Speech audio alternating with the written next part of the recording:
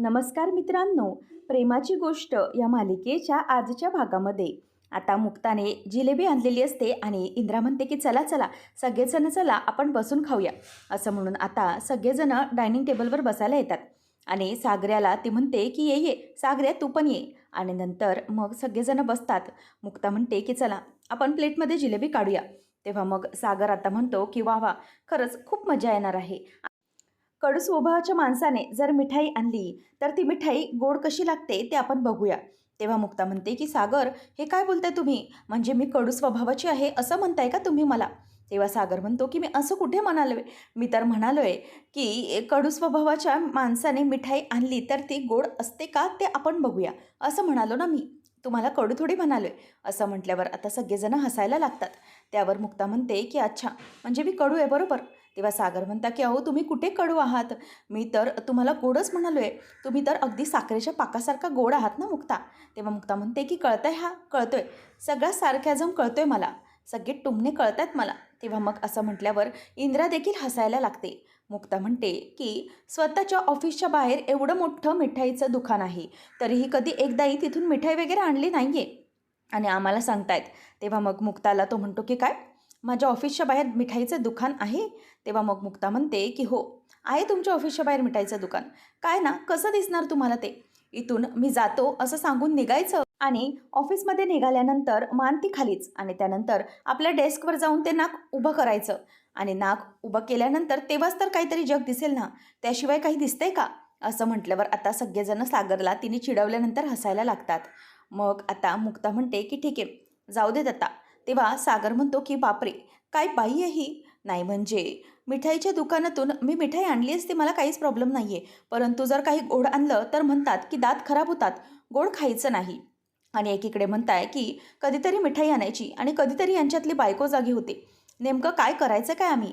नाही म्हणजे डील कसं करायचं यांच्याशी खरंच मला काही कळत नाही. तेव्हा मुक्ता म्हणते की जाऊ दे, कोणतीही डील करू नका. हे घ्या, सध्या तरी तुम्ही तुमच्या लाडक्या बहिणीला हे जिलेबी भरवा असं म्हणून त्याच्याकडे ते जिलेबीचं ताट देते. आता सागर देखील ती जिलेबी आपल्या कोमलला लाडक्या भरवू लागतो. मग आता कोमल ती जिलेबी नको नको असं करत असते, परंतु सागर म्हणतो की नाही नाही, तुला खावीच लागणार आहे दादूच्या हातून, घे घे घे थोडंसं घे असं म्हणून तो तिला खायला सांगतो आणि कोमल मग ती जिलेबी खाते. नंतर आता ती जिलेबी खाल्ल्यानंतर सगळेजण खूप आनंदी होतात. त्याचबरोबर इथे आता मुक्ता म्हणते की मी घेते जिलेबी. मी जिलेबी भरवताना काही तिला जबरदस्ती करण्याची गरज नाही, कशी ती माझ्या हातून खाणार, म्हणून ती तिला जिलेबी भरवते आणि नंतर मग ती जिलेबी खाते. तेव्हा मग सागर म्हणतो की हे बरं आहे यांचं, नाही म्हणजे आम्ही जबरदस्ती करायची असं म्हणून ते हसायला लागतात. नंतर आता कोमल ही तिच्या हातून जिलेबी खाते. नंतर लकी देखील तिला आता जिलेबी भरवू लागतो. तेव्हा ती नको नको करत असतानाही लकी जबरदस्तीने तिच्या तोंडात ती जिलेबी कोंबतो आणि म्हणतो की खाऊन घ्यायची गपचूप. तेव्हा आता सगळ्यांनी जिलेबी भरवल्यामुळे इंद्राला खूपच आनंद झालेला असतो. नंतर आता स्वाती जिलेबी भरवायला जाणार तेवढ्यातच मुक्ताचा पदर हा स्वातीच्या हातून चुकूनच त्या जिलेबीच्या प्लेटमध्ये पडतो. सगळा पदर खराब होतो. मुक्ता म्हणते की 2च मिनटं थांबा, मी जरा साडी वॉश करून येते. तेव्हा मग स्वाती तिला सॉरी असं म्हणते आणि मुक्ता बाजूला निघून जाते. इंद्रा कोळी आता सगळ्या स्वाती आनंदात असते, परंतु इथे सावनीचे वेगळेच प्लॅन सुरू असतात. सावनीला एक मेसेज येतो आणि मग तिचे डोकं आता पुन्हा वर्क करू लागतं. ती सगळ्यांकडे अगदी चोरट्या नजरेने बघत असते.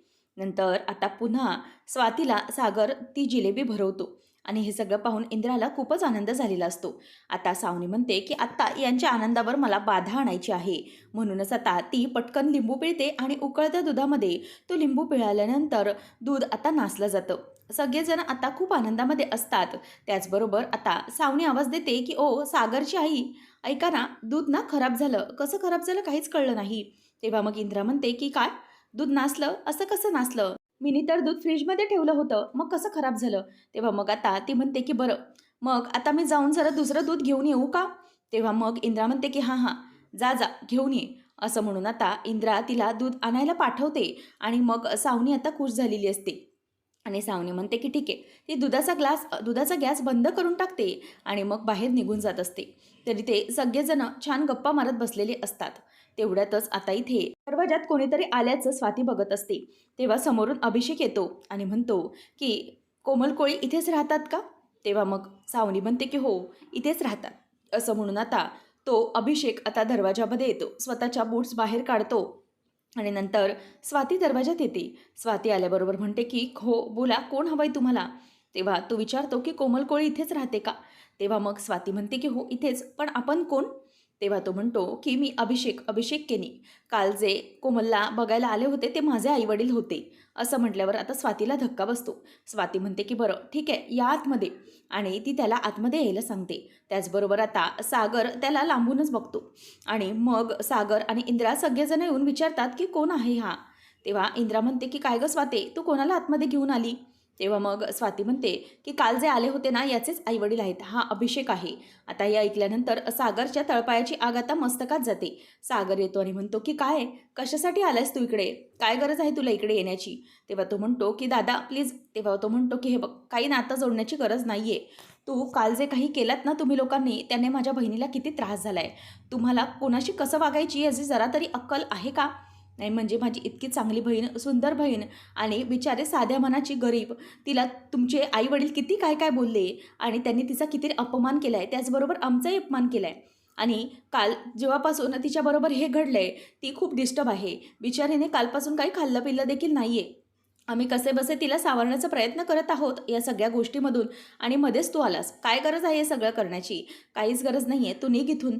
तेव्हा मग तो म्हणतो की दादा हे बघा प्लीज, माझं एकदा ऐकून घ्या. प्लीज एकदा ऐकून घ्या, मला काय म्हणायचं आहे ते.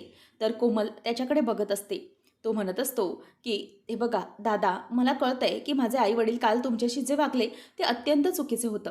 खरं तर मीच त्यांच्याबरोबर येऊन हे लग्न पुन्हा जुळवणार होतो, परंतु मला स्वतःला इथे एकट्याला यावं लागलंय. तेव्हा सागर म्हणतो की काहीच गरज नाही आहे. तेव्हा तो म्हणतो की असं प्लीज करू नका. खरं तर जेन्युइनली स्पीकिंग मला पण तुमची कोमल फार आवडलेली आहे आणि म्हणूनच मी इथे आलेलो आहे. कारण मला माहिती आहे की माझे आईवडील चुकले, म्हणूनच त्यांच्या वतीने मी इथे येऊन तुमची माफी मागतोय. प्लीज आम्हाला माफ करा. असं म्हणून तो माफी मागत असतो आणि कोमलला देखील आता काय करावं हे काहीच कळत नाही. त्याच्या या बोलण्यामुळे कोमलला देखील इम्प्रेस झालेले असते. तेव्हा मग आता अभिषेक म्हणतो की हे बघ दादा, मला माहिती आहे की माझे घरातले चुकलेत, परंतु मला माझा निर्णय घेतला आहे की मला कोमलशी लग्न करायचं आहे आणि प्लीज तुम्ही याबद्दल बाबतीत काही गैरसमज करून घेऊ नका. तेव्हा मग सागर म्हणतो की हे बघ, तुझे घरातले नको नको ते येऊन बोलणार, माझ्या बहिणीचा पाणउतारा करणार, सगळ्या जगासमोर तिची लायकी काढणार आणि आता आता तू येणार आणि दुसऱ्या दिवशी म्हणणार की नाही ठीक आहे, आम्हाला लग्न करायचे, आम्ही कोणावरही विश्वास ठेवू शकत नाही. तुझे आई वडील कसे आहेत ते तुला कळलं आहे ना? तेव्हा मग आता इथे तो म्हणतो की दादा मला माहिती आहे, परंतु माझ्या बाबांना हा जर त्रास आहे तो लगेच पटकन होतो, म्हणजेच त्यांना लगेच चीड येते म्हणून ते बोलून टाकतात. तेव्हा मग इंद्रा म्हणते की तुला पण आमच्या मुलाचा राग माहिती नाही आहे, चल निघ इथून. आणि इंद्रा पण त्याला जायला सांगत असते. त्याच वेळेला तो म्हणतो की आमच्या बहिणीचा आजार काही आम्ही लपवला नव्हता. आमच्या बहिणीचा आजार इतक्या वर्षात समोर आला नव्हता. तो क्युअर झाला असेल असं आम्हाला वाटलं, परंतु त्या दिवशी अचानक असं सगळं घडलं, त्यात आमचा काय दोष होता? त्यावर स्वाती म्हणते की हो ना, नको नको ते बोलून गेले माझ्या बहिणीला आणि आम्हाला सगळ्यांना पण. तेव्हा मग तो म्हणतो की अहो ते सगळे बोललेत रागापोटी, माझ्या वडील असे पटकन रागावतात. तेव्हा मग आता इंद्रा म्हणते की त्यांचा राग असू दे, पण आमचा राग तुम्हाला अजून कळलेला नाही, त्याच्यामुळे चला बऱ्या बोलेने बाहेर चला. आता सागरचं तो काही ऐकत नसतो. तो म्हणतो की दादा प्लीज माझं ऐकून घ्या. परंतु सागर म्हणतो की काय ऐकून घ्यायचं आहे? आता आम्ही काही ऐकून घेण्याच्या मूडमध्ये अजिबात नाही आहोत. निघा, आम्ही कसंबसं माझं सगळं सावरण्याचा प्रयत्न करतोय, म्हणूनच तुम्ही पुन्हा इथे येऊन पुन्हा प्रॉब्लेम क्रिएट करण्याचा प्रयत्न करू नका. सागर आणि लकी दोघंही येतात. लकी म्हणतो की आमच्या बहिणीकडे मान करून बघितलीस ना तरी बघ काय करेन तुझं. असं म्हणून ते दोघं जणही मिळून त्याला घराच्या बाहेर काढतात. आणि हे सगळं पाहून कोमलला खूप वाईट वाटतं. कोमल तिथल्या तिथेच हताश उभी असते आणि नंतर सागर इंद्रा तिच्याजवळ येतात आणि तिला शांत करतात. तर इथे आता अभिषेक हा दरवाजाच्या बाहेर येतो आणि बाहेर आल्यानंतर तो तिथेच उभा असतो आणि मुक्ता येते आणि म्हणते की काय हे सगळं काय होतं? सगळेजण आता शांत असतात, परंतु अभिषेक हा ते बुके आणि ते लेटर तिथेच बाहेर ठेवतो आणि आता तो तिथून चालता होतो. नंतर मुक्ता येऊन म्हणते की काय झालंय? आत्ता सगळं हसण्याचा आवाज होता, मध्ये सगळा आरडाओरडेचा भांडणाचा कसा आवाज आला? तेव्हा मग आता लगेच स्वाती म्हणते की तो मुलगा आला होता. मग मुक्ता म्हणते की कोण कोण मुलगा? तेव्हा सागर म्हणतो की तो अभिषेक आला होता, काल जे मंडळी आले होते बघायला त्यांचा मुलगा. तेव्हा मुक्ता म्हणते की मग काय केलं तुम्ही? तेव्हा मग सागर म्हणतो की काय केलं म्हणजे काय, त्याला हाकलून लावलं घरातून, त्यांच्या आई वडिलांच्या वतीने माफी मागायला आलोय म्हणे. तेव्हा मुक्ता म्हणते की मग त्याने माफी मागितली ना, नाही म्हणजे त्याचे आईवडील तसे असले तरीही तो चुकीचा असेल अशातला काही भाग नाही आहे ना. सागर, काय तुम्ही पण प्रत्येकाला प्रत्येक वेळेला कसे पटकन जज करून टाकता हो तुम्ही? खरंच चुकलायत तुम्ही. असं त्याला तुम्ही घराच्या बाहेर कसं काय काढलात? असं म्हणून मुक्ताला आता राग येतो आणि ती निघून जाते. तेव्हा मग आता सागर म्हणतो की झालं, यांना तर जगातल्या सगळ्या माणसांचा पुळकाच आलेला असतो. तर अभिषेक हा त्याच्या गाडीपर्यंत येतो आणि गाडीवर आल्यावर स्वतःचा हात धरत असतो. तेवढ्यात आता इथे मास्टर माइंड सावनी त्याच्या समोर येते. सावनी आल्यावर बोलते की काय झालं का? तेव्हा मग तो म्हणतो की हो, तुम्ही सांगितलं त्याप्रमाणे सर्व काही केलं आणि त्यांचा मारही खाऊन घेतला. मला कळत नाही हे सगळं कशाला करायला सांगताय तुम्ही? तेव्हा मग आता तो म्हणतो की हे बघ, आता ना मला एकच कळतंय की तिचे भाऊ वगैरे कोणी काही ऐकणाऱ्यातले नाही आहेत. कोणीच या लग्नासाठी तयार होत नाहीये. मग तुम्ही तरी मला कशाला या लग्नासाठी फोर्स करताय, मला जरा सांगाल का? तेव्हा मग आता सावनी म्हणते की हे बघ, काहीही असो, तू आता त्यांच्या या गोष्टीवर ठाम राहा. काही झालं तरीही कोमल तुला नक्कीच पसंत करेल, काळजी करू नको. तेव्हा मग ती म्हणते, तो म्हणतो की मला सांगा जरा तुम्ही, माझं लग्न झालेलं आहे आणि मी सेटल असूनही तुम्ही मला तिच्याशीच का लग्न करायला सांगताय आणि मलाच का सांगताय हे मला जरा सांगा. तेव्हा आता सावनी गालातच हसते आणि म्हणते की अशी गोष्ट आहे ना की तू तिच्याशी लग्न कर, म्हणजे तिला प्रेमात पाड आणि त्यानंतर जेव्हा ऐन मोमेंटला लग्नाच्या वेळेला तिच्या हातावर मेहंदी लागलेली असेल, सगळे लग्नाची स्वप्न रंगलेली असतील, त्याच वेळेला तू हे लग्न सोडायचं आणि डिच करायचं. मला माहिती आहे की या सगळ्याचा त्रास किती होतो आणि हाच त्रास जो मला झाला ना, तोच त्रास मला त्या कोमलला व्हायला हवा आहे. आणि तू काळजी करू नकोस, तुझं सगळं व्यवस्थित करेन मी. तू मालामाल होशील, वेल सेटल होशील, अजिबात काळजी करण्याची गरज नाही आहे. सगळं काही तुला मिळेल, तुला तुझा पैसा मिळेल. परंतु मला त्या कोळी कुटुंबाला अद्दल घडवायची आणि त्या कोमलचं भर लग्नात मला लग्न मोडायचं आहे, ज्याच्यामुळे तिला आणि त्या कोळी कुटुंबाला कळेल की आज त्रास काय होतो ते. मला जो त्रास झाला आहे ना, तोच त्रास तिला पण झाला पाहिजे, याच्यासाठी मी हे सगळं करते. असं म्हणून आता इथे हे सगळं ती त्याला बोलून दाखवत असते. आणि अभिषेक म्हणतो की परंतु तरीही. तेव्हा ती म्हणते की हो, तुला हे सगळं करावं लागेल आणि तिला प्रेमात पाडण्यासाठी फार काही नाही. तुला काय करावं लागेल, तिच्याशी प्रेमाने बोलावं लागेल. आता तू जे काही केलं आहे त्याने तिच्या मनात तुझ्याविषयी नक्कीच जागा निर्माण झाली असेल. आता तू तिला लव्ह लेटर्स दे वगैरे सगळं काही दे आणि अगदी लहान आहे ती, सगळं मान्य करेल. तेवढ्यातच आता मुक्ता येते. मुक्ताला पाहिल्यावर सावनी आणि तो अभिषेक पटकन गाडीच्या मागे लपतात. सावनी त्याला म्हणते की ए इथे लप लप. आणि मग मुक्ता म्हणते की काय झालंय, इतक्याच वेळात कुठे गेला हा मुलगा? असं म्हणून आता मुक्ता त्याला इकडे तिकडे शोधत असते. त्याच वेळेला आता पटकन मुक्ता गेल्यावर सावनी त्याला म्हणते की लक्षात आलंय ना तुझ्या काय करायचंय ते? बघ आता काय करायचंय, तर तू तिला लव्ह लेटर्स पाठव, तिच्या मागे पुढे कर, तिला प्रेम आहे असं दाखव, म्हणजे ती लगेच तुझ्या जाळ्यात फसेल आणि लग्नाचे आमिष दाखव. असं म्हणून आता त्याला म्हणते की तू इथून आता कडेकडेने निघून जा. सावनीला स्वतःचाच आनंद वाटत असतो, अभिमान वाटत असतो. ती म्हणते की वा सावनी, वा किती मस्त मास्टर प्लॅन केला आहेस तू. आता लागणार आहे खरी या कोमलची आणि कोळी कुटुंबाची वाट. असं म्हणून ती मला तर दूध आणायचे असं म्हणून बाजूने आता गपचूप निघून जात असते. त्यानंतर आपल्याला पाहायला मिळतं की इकडे कोमल तिच्या रूममध्ये बसलेली असते आणि तिच्या डोक्यामध्ये अभिषेकचे विचार सुरू असतात. आणि अभिषेक जेव्हा घरी येतो तेव्हा तो कसं सागरशी बोलतो आणि सागरशी कशाप्रकारे माफी मागतो आणि मलाही कोमल आवडली आहे, मलाही तिच्याशी लग्न करायचं आहे, असं सगळं तो सगळ्यांसमोर कन्व्हिन्स करत असतो. तर सागर ऐकत नसतो. परंतु तो म्हणतो की माझ्या वडिलांच्या आणि आईच्या वतीने मी माफी मागतो. असं सगळं जेव्हा तो म्हणत असतो तेव्हा मात्र कोमलला ते सगळं आठवून खूपच वाईट वाटत असतं. परंतु त्याचं कोणीही न ऐकून घेता लकीने व सागरने त्याला रूमच्या बाहेर, घराच्या बाहेर हकलून दिलेलं असतं. हे सगळं तिला आठवतं आणि त्याने त्याला खूप त्रास झालेला असेल याचंही कोमलला जाण होते. आणि मग सागर त्याला म्हणतो की चल चल निघ घराच्या बाहेर आणि लकीला देखील दार लावून घ्यायला सांगतो. आणि अशा प्रकारे इथे आता त्याच्या तोंडावर सगळे कोळी दार लावून घेतात. हे सगळं तिला आठवतं आणि त्यांनी तिला खूप वाईट वाटतं. आता कोमल विचार करते की तो जेव्हा आला होता तेव्हा त्याच्या हातात एक बुके आणि एन्व्हलप होतं, त्याने ते सगळं बाहेर ठेवलं असेल का? असं म्हणून आता कोमल पटकन उठते आणि दरवाजाच्या बाहेर येऊन हळूच कोणी नाही की नाही याचा कानोसा घेते आणि बाहेर बघते तर ते बुके आणि लेटर तिथेच ठेवलेलं असतं. म्हणूनच ती पटकन आता ते घेते, दरवाजा बंद करते आणि पुन्हा नंतर तिच्या रूममध्ये जाऊन दरवाजा बंद करून घेते आणि ते बुके बघते. बुके पाहिल्यावर तिला खरंच खूप मनापासून आनंद झालेला असतो आणि हे आपल्यासाठी कोणीतरी स्पेशल दिलं आहे याचंही तिला खूप स्पेशल वाटत असतं. मग ती ते लेटर ओपन करते. तर त्या लेटरमध्ये कोमलविषयी सगळं काही त्याने लिहिलेलं असतं. प्रिय कोमल, काल जेव्हा माझे आई वडील तुझ्या घरच्यांना भेटायला आले तेव्हा खरं तर खूप चांगला दिवस होता, परंतु मला येता आलं नाही याचं मला खंत वाटत होती. पण हे जे सगळं काही घडलं याचं मला खूप वाईट वाटलं. खरं तर मला तू आवडलीस. जेव्हा मी पहिल्यांदा तुझा फोटो पाहिला होता तेव्हा त्या पाहता क्षणीच मी तुझ्या प्रेमात पडलो होतो. तुझा साधेपणा आणि भोळेपणा मला खरंच खूप आवडला होता आणि आपलं लग्न होणारच असं मी मनातून फिक्स करून टाकलं होतं. हे ऐकून आणि वाचून तिला आता खूपच आनंद होतो आणि ती मनातल्या मनात लाजत असते. नंतर कोमलचा पुढे त्याने लिहिलेलं असतं की माझे आई वडील काल आले. त्यांनी पसंत केलं तुला आणि मला दाखवलं. तेव्हा मलाही व्हिडिओ कॉलमध्ये जेव्हा मी तुला पहिल्यांदा पाहिलं, तू जेव्हा ते व्हिडिओ कॉलमध्ये माझ्यासोबत बोलताना गोड हसलीस ना, तेव्हा तर मी तुझ्या ठार प्रेमात पडून गेलो होतो. आणि खरंच या सगळ्याचा शेवट असा होईल मला असं अजिबात वाटलं नव्हतं. कारण माझ्या आई-वडील जे काही तुमच्याबरोबर काल वागले, त्याने मलाही अजिबात पटलेलं नाही. म्हणूनच मी स्वतः सगळं काही सोडून बुके घेऊन आणि हे लेटर घेऊन तुमच्या घरातलींचे आणि तुझी माफी मागण्यासाठी म्हणून आलो होतो. परंतु ते होऊ शकलं नाही.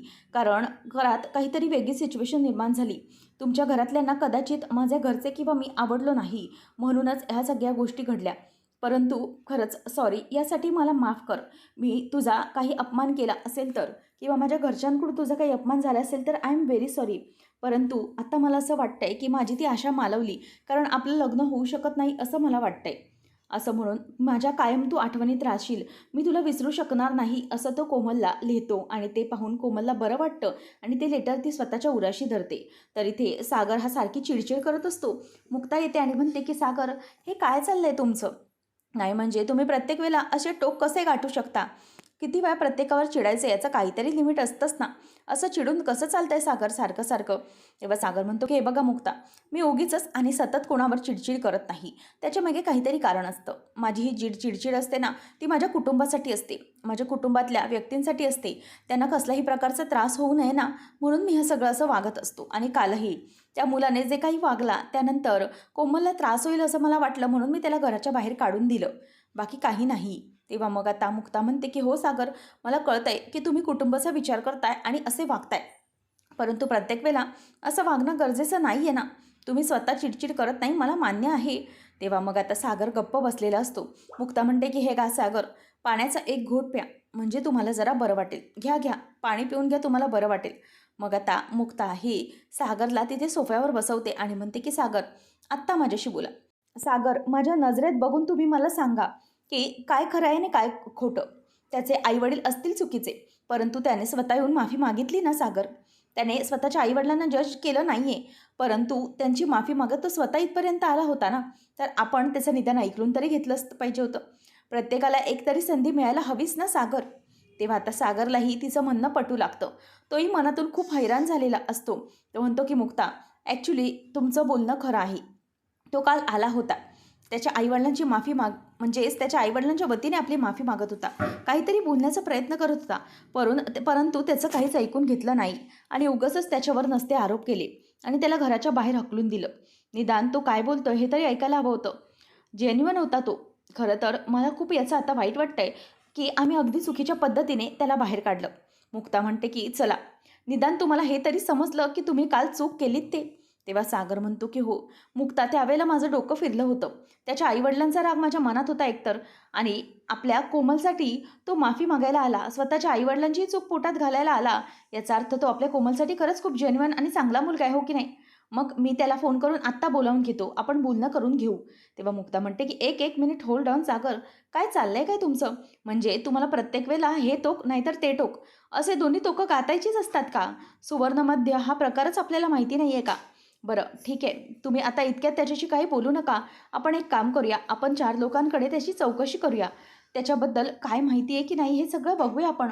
त्यानंतरच मग पुढे काही तो डिसिजन घेऊया. आत्ता आपल्याला या सगळ्यामध्ये घाई करण्याची गरज काही नाही आहे. जसं मम्मींनी घाई केली आणि त्यांना बोलावून घेतलं, तसं आपल्याकडून होता कामा नये.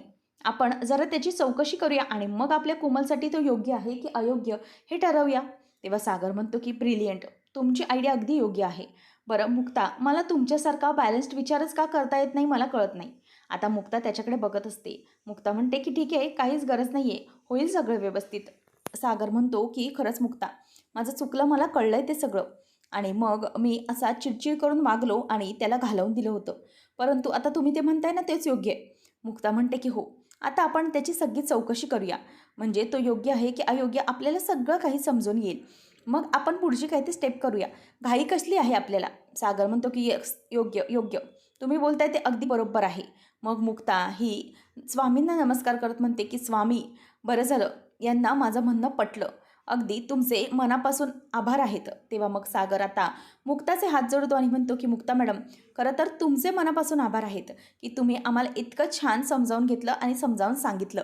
असं म्हणून तिच्या पुढे तो हात जोडतो आणि म्हणतो की चला, माझी आता ऑफिसची वेळ झालेली आहे, मी ऑफिससाठी निघतो. बाकी सगळं तुम्ही सांभाळून घ्याल. परंतु त्या मुलाशी आपण बघूया काय घडतं ते. तेव्हा इथे सावनी म्हणते की वा, म्हणजे सागर आत्ता तू जाळ्यात अडकलास खरं तर.